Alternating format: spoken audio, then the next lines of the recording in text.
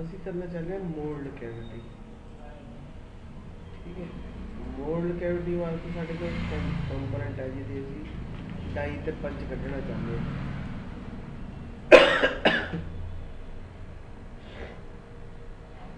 ठीक है, ये मेरा कंपोनेंट है जिदा मैं डाई ते पंच कढ़ना चाहता।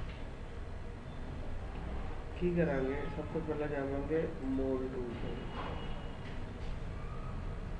Mould tool they which option है कि इंसर्ट मोल्ड फुल।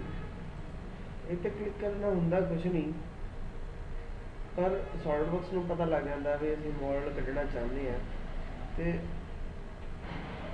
ਉਹਦੇ ਵਾਸਤੇ ਉਹ ਫਾइल जो भी क्रिएट करनी होगी इंटरनली। ठीक है, कोई भी मोल्ड कढ़ना है ਉਹਦੇ ਵਿੱਚ ड्राफ्ट होना जरूरी है, ड्राफ्ट एंगल देना जरूरी है। जब आप ड्राफ्ट एनालिसिस करांगे तो इन्हें दवांगे प्लेन।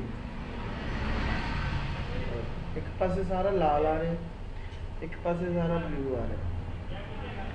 जे इत्थे किते लाल वगैरह आवे या कुछ होर आवे या येलो कलर आवे, येलो रिक्वायर्ड ड्राफ्ट है।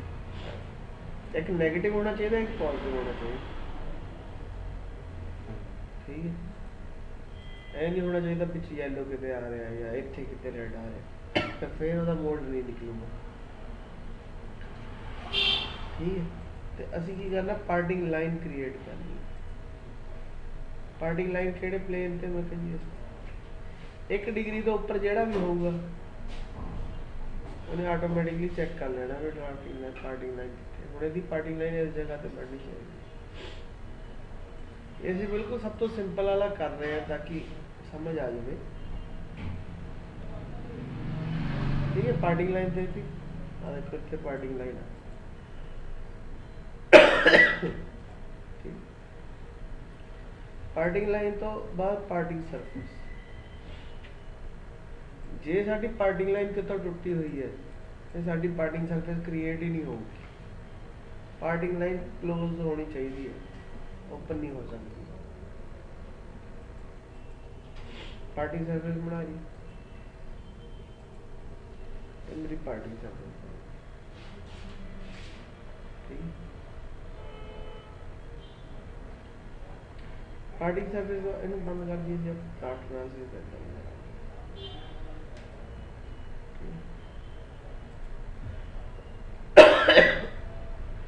टूल स्प्लिटर, टूल स्प्लिटर के विच आपां की करना, एक स्केच बनाना है जिहड़ा इस सरफेस तो छोटा होवे ते पार्ट तो बड़ा हो, जिहड़ा साडा रॉ मटीरियल है जिहदे विच आपां डाई पंच कढ़ना चाहते हैं।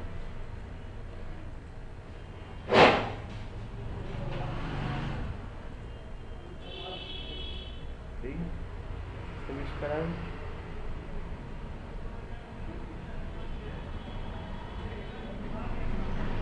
एक पासे डाई निकलूगी, एक पासे पंच निकलूगी। ठीक है, बड़ा लगे जिदा ही ओके करांगे होया कि इत्थे साडे कोल 3 सॉलिड बॉडियां मिल गई, एक आ थल्ले वाली, एक आ इनू असीं right click, insert into new part. Okay, yes, save करने को कह रहे हैं, सेव आज कर दे।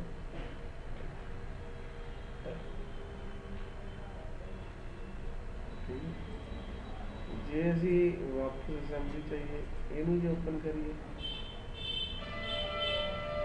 इंसर्ट आइसोलेट भी कर सकते हैं।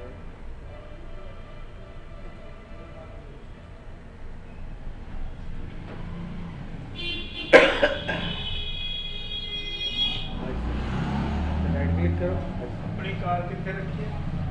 मैं लाया नहीं आज। एग्जिट आइसोलेट, यानी 3 पार्ट हो गए, मेरा ऑब्जेक्ट, एक थल्ले वॉइस, एक ऊपर वॉइस। इनू आपां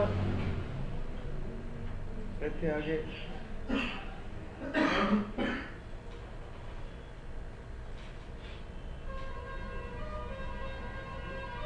तो जब ਆਪਾਂ इस असेंबली ਨੂੰ सेव कर दिए,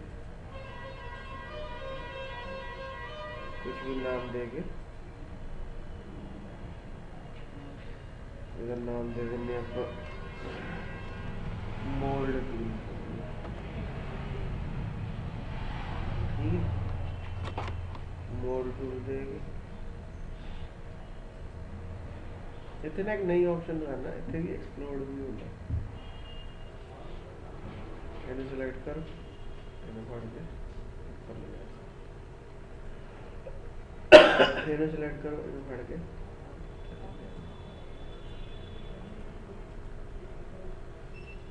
सरफेस है, ये सिलेक्ट करो, एक कंपोनेंट है। ठीक है, ये मेरा कंपोनेंट है, ये मेरा कंपोनेंट है, ये पार्टिंग सरफेस है, ये थल्ले वाली डाई है।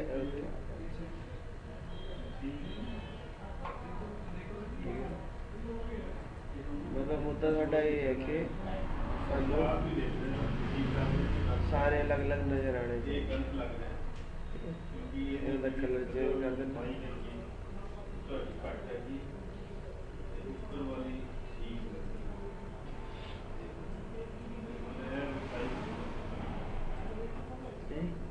ये मेरा कंपोनेंट है, ये पार्टिंग सरफेस है।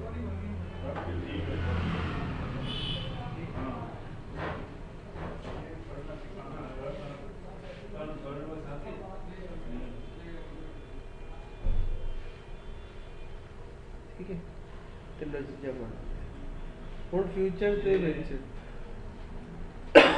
ਜੇ ਕਦੇ ਵੀ ਇਸ ਕੰਪੋਨੈਂਟ ਨੂੰ ਚੇਂਜ ਕਰਨਾ, ਫਿਰ ਐਕਸਪਲੋਡ ਇੱਥੇ ਆ ਜਾਣਾ, ਫਿਰ ਰਾਈਟ ਕਲਿੱਕ ਕਰਕੇ ਕੋਲੈਪਸ ਕਰਾਂਗੇ ਤਾਂ ਵਾਪਸ ਆ ਜਾਏਗਾ। ठीक है, एक्सप्लोड कर देंगे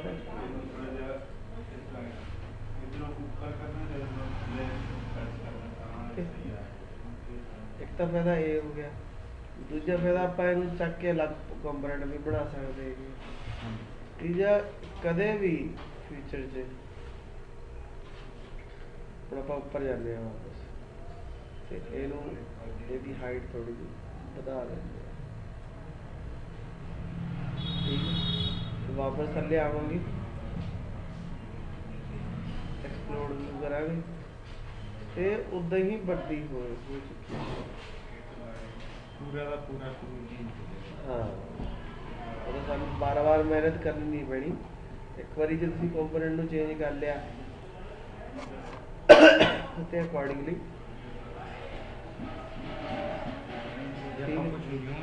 क्रिएट कर देंगे तो भी हो जाना। बट ये है कि ड्राफ्ट सही होना चाहिए, जे ड्राफ्ट नहीं होगा फिर नहीं होगा।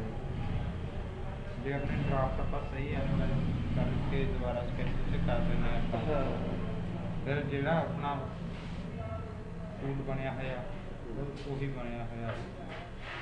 ठीक है, ਹੁਣ ਜੇ ਆਪਾਂ ਇੱਥੇ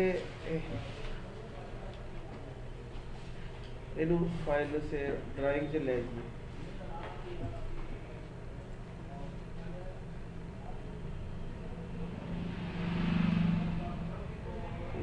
ਇਹਦੀ ਬੰਦ ਵਾਲਾ ਵਿਊ ਵੀ ਦੇਖ ਸਕਦੇ ਆ ਤੇ ਆਈਸੋਮੈਟ੍ਰਿਕ ਐਕਸਪਲੋਡਡ ਵੀ। ਇਹਨੂੰ ਫੜ ਕੇ ਆਪਾਂ ਘੁਮਾ ਵੀ ਸਕਦੇ। केड़ा व्यू दिखाना? हाँ, आइसोमेट्रिक फटके घुमाना किवें? ਇਹਨੂੰ ਸਿਲੈਕਟ ਕਰੋ, ਇੱਥੋਂ ਰੋਟੇਟ ਕਰੋ, शेड चेंज करना है शेड चेंज कर सकते हैं, जो भी चीज़ करना चाहते हैं वो सिलेक्ट करो, ये तो शेड चेंज कर दो, इन्हें भी शेड चेंज।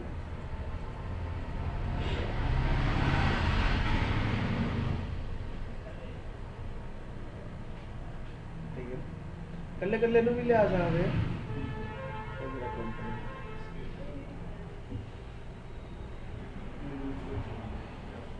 ठीक है, इसका मेन मोड लगे मोड टू ਠੀਕ ਹੈ, ਤਾਂ ਦੋ ਤਿੰਨ ਚੀਜ਼ਾਂ ਯਾਦ ਰੱਖਣੀਆਂ। ਇੱਕ ਤਾਂ ਡਰਾਫਟ ਸਹੀ ਹੋਣਾ ਚਾਹੀਦਾ, ਠੀਕ ਹੈ। ਇਹਦੀ ਆਪਾਂ ਇੱਕ ਹੋਰ ਐਗਜ਼ਾਮਪਲ ਵੀ ਕਰਦੇ ਹਾਂ।